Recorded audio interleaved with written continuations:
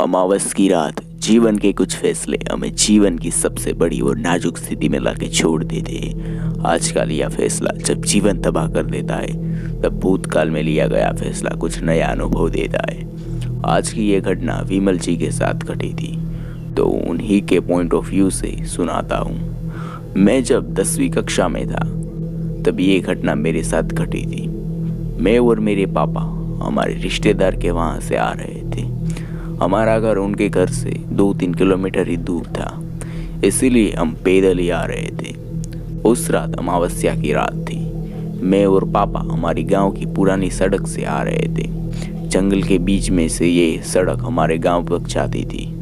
अक्सर कभी भी हम इस रास्ते से नहीं जाते थे, पर आज पापा ने जल्दबाजी में इस रास्ते को चुना था और इसलिए उसका भुगताना हमें भुगतना पड़ा। गांव की ये सड़क बहुत पुरानी थी। जब मैं और मेरे पापा इस रास्ते से जा रहे थे, तब एक काली बिल्ली ने हमारा रास्ता भी काटा था। हमने उस पर ध्यान ही नहीं दिया था। मैं और पापा चुपचाप रास्ते से जा रहे थे। सड़क के किनारों पर जैसे किसी चीज की आकृति बड़ी होती मैं देख रहा था। जंगल के अंदर से हम जा रहे थे।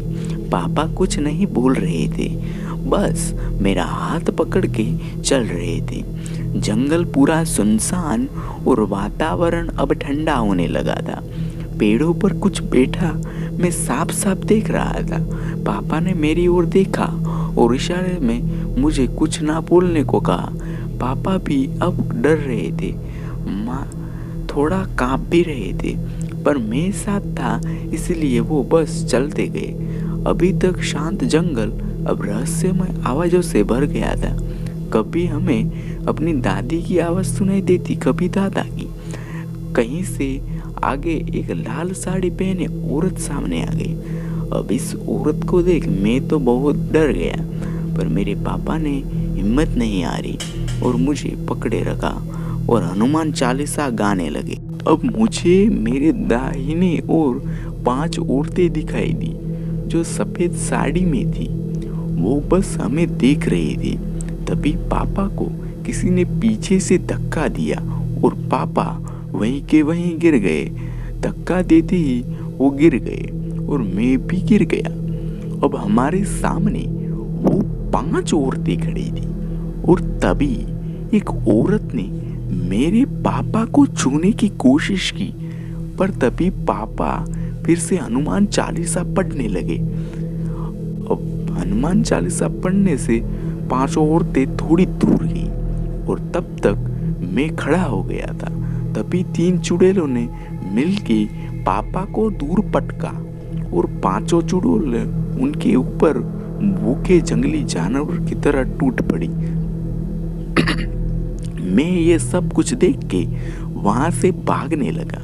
पीछे पापा के बस चिल्लाने की आवाज आ रही थी। चारों ओर बस चीखें ही गूंज रही थी। मैं दौड़ के गांव में पहुंचा। पूरा गांव जाग गया। मेरे पापा को ढूंढने के लिए 7 गांव के आदमी भी गए। 7 गांव के आदमी जंगल में चले गए। बाद में उनके साथ क्या हुआ आगे बताता हूँ। उस जंगल वाले रास्तों पर 7 आदमी भी गए। थोड़ी देर बाद उन सभी की चीख हमें गांव तक सुनाई दी। पूरा जंगल चीखों से भर गया था। गांव का बस चीखों से भर गया था। गांव का कोई भी हिम्मत करके उस जंगल के रास्ते पर नहीं गया। तभी पंडित जी आके सभी को बोले, आज अमावस्या है। आज बुरी शक्ति बहुत ताकतवर बन जाती है, इसीलिए कोई भी जंगल में नहीं जाएगा। गांव वालों को सुबह तक इंतजार करना पड़ेगा।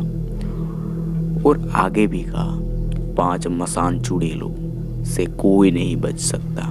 ये 5 चुड़ैल अपनी भूख मिटा रहे हैं, कोई भी नहीं बचेगा। कोई आज की रात मंदिर से दूर नहीं जाएगा, क्योंकि ये 5 मसान चुड़ैल पास एकजुट होके एक साथ सुबह तक खड़े होकर आप बच सकते हो। मंदिर के पास ही रहना, ऐसा गांव वालों को पंडित जी ने कहा। तभी गांव में जानवरों के दर्द से कर्राने की आवाज सुनाई दी। जानवर भी वो 5 चुड़ैल के शिकार है। पूरी रात चीखने चिल्लाने की आवाज आ रही थी। गांव में कोहरा भी अब बहुत जम गया था।